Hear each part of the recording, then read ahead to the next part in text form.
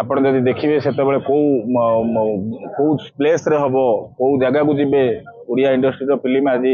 ଦୁବାଇରେ ମଧ୍ୟ ସୁଟିଂ ସରି ସାରିଲାଣି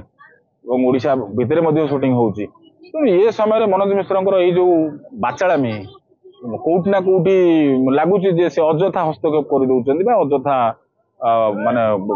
ବିବାଦୀୟ ଭିତରକୁ ସେ ନିଜେ ନିଜେ ଟାଣି ହେଇଯାଉଛନ୍ତି। ଆପଣ ଦି ଚାରିଟା ଭଲ ଭଲ ଫାଇନାନ୍ସ ଆଣିକି 5-10 କୋଟି ଖର୍ଚ୍ଚ କରି ଗୋଟେ ବଡ ଫିଲ୍ମ କରୁନାହାନ୍ତି 2-4 ଘଣ୍ଟିଆ 5 ଘଣ୍ଟିଆ ଆପଣ ତାକୁ ଯୋଉ କାନ୍ ଫେଷ୍ଟିଭାଲକୁ ପଠେଇବେ ଆପଣ ଓସ୍କାରକୁ ପଠେଇବେ ଅସୁବିଧା କ'ଣ ହଉଛି? ତେଣୁ ଆପଣ ନିଜେ କରିବେ ନାହିଁ ଏବଂ ଯିଏ କରିବ ତା ଉପରେ ଆପଣ ଅଙ୍ଗୁଳି ଉଠେଇବେ ଏଇଟା କଲ ନାହିଁ ସେଇଟା କଲ ନାହିଁ ଏଇଟା ଇଏ ଗଲା ସେଇ ଗଲା ତାହେଲେ ଯୋଉଟା ଜାଣିପାରୁଛନ୍ତି ଯଦି ଜଣେ କିଏ ଭୁଲ କରୁଛୁ ବୋଲି ଆପଣ ତ ମୂଳରୁ କହିଦଉନାହାନ୍ତି ଆଜ୍ଞା ଏଇ ଜିନିଷଟା ହେଇଛି ଆପଣ କାହିଁ କରୁଛନ୍ତି ବୋଲି। ଆଚ୍ଛା ସୁଭାଷ ବାବୁ ଆପଣ ମନୋଜ ମିଶ୍ରକୁ ଚିହ୍ନନ୍ତି?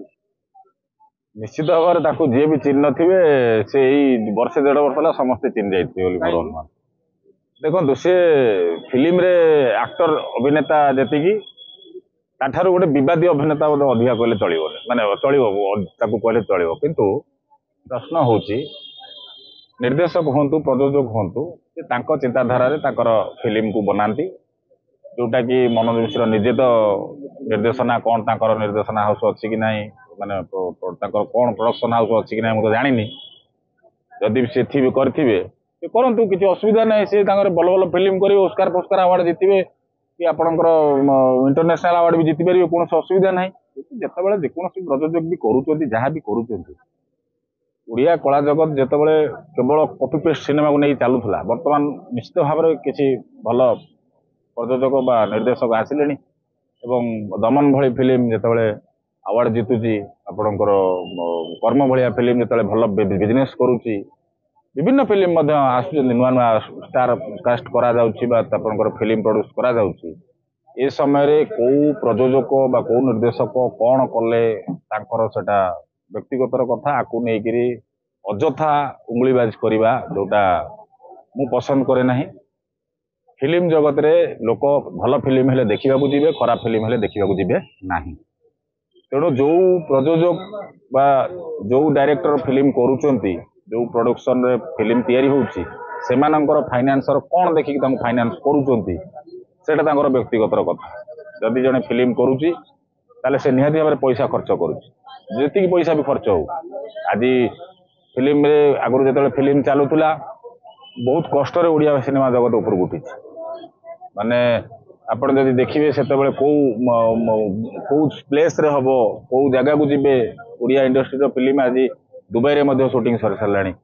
ଏବଂ ଓଡ଼ିଶା ଭିତରେ ମଧ୍ୟ ସୁଟିଂ ହଉଛି। ତେଣୁ ଏ ସମୟରେ ମନୋଜ ମିଶ୍ରଙ୍କର ଏଇ ଯୋଉ ବାଚାଳାମି କୋଉଠି ନା କୋଉଠି ଲାଗୁଛି ଯେ ସେ ଅଯଥା ହସ୍ତକ୍ଷେପ କରିଦଉଛନ୍ତି ବା ଅଯଥା ମାନେ ବିବାଦୀୟ ଭିତରକୁ ସେ ନିଜେ ନିଜେ ଟାଣି ହେଇଯାଉଛନ୍ତି। ଆଉ ଗୋଟେ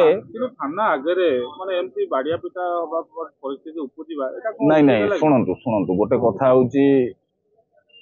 ପୁଲିସକୁ ମଧ୍ୟ ଗୋଟେ ପ୍ରଶ୍ନ ରହିବ ନିଶ୍ଚିତ ଭାବରେ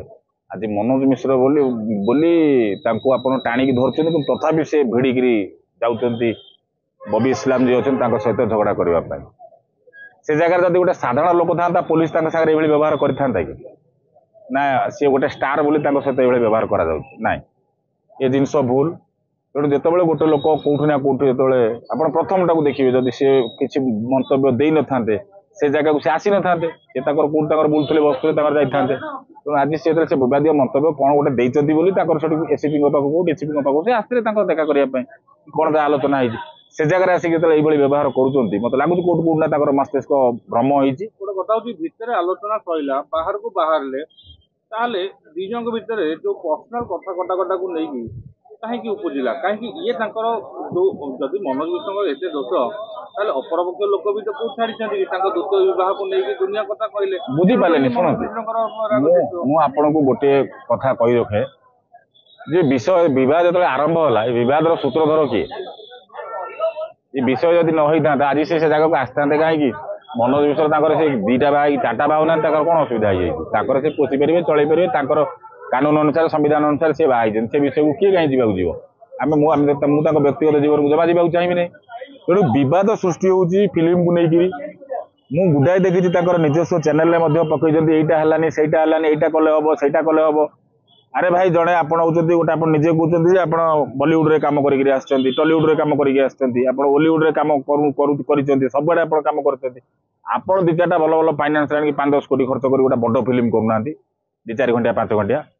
आपण ताको स्कान जो कान फेस्टिवल को पठेबे आपण ऑस्कार को पठेबे असुविधा कोन होउछ केही मना करना मनोज मिश्र के मना करचंती कि मनोज मिश्र आपण गोटा फिल्म प्रोडक्शन हाउस करंतु एवं बछा बछा आपणकर अभिनीत आपणकर अभिनेता अभिनेत्री जी सब आपण मन पसंद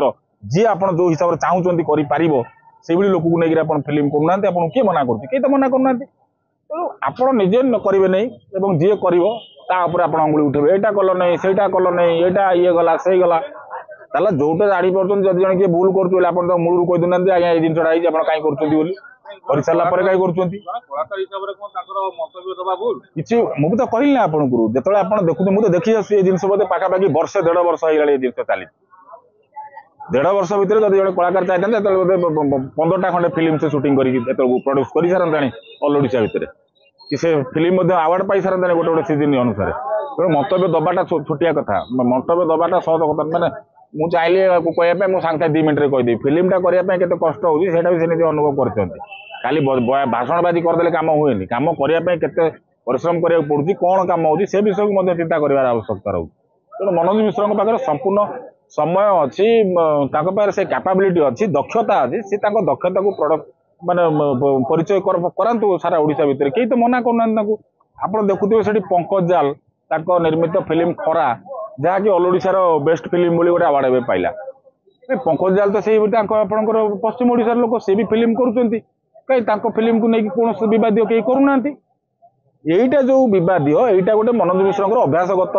माने दोष से जिनसटा से जानी शुणिक करुँच से विवाद भितर पशिक रही चेष्टा करुँच कहीं से जानी सारे कौटना कौटी एपटे जो मैंने रहिले जे प्रोड्यूसर मैंने रहिले कहीं डाकिबे नहीं तेणु बॉलीवुड हॉलीवुड टॉलीवुड वाला या कम कर इच्छा नहीं तेणु मोर मत जो कथा कहते वर्ष 1.5 वर्ष पूर्व जे पश्चिम ओडिशा गोटे स्टूडियो करा निश्चित भाव पश्चिम ओडिशा स्टूडियो गोटे करा से विवाद से बाबद कहीं किसी कहना मनोज मिश्र आ गोटे स्टूडियो करंतु बछा बछा कलाकार ताको हिसाब रे जे भल करि परिबो कि सी जो टाइप रो चाहूचंती से विषय से करंतु कोन असुविधा तो किछि नै कि ताको मना करछि कि न करि आपण जे करछन ता पर आंगुली करिया एटा संपूर्ण भाव रे भूल।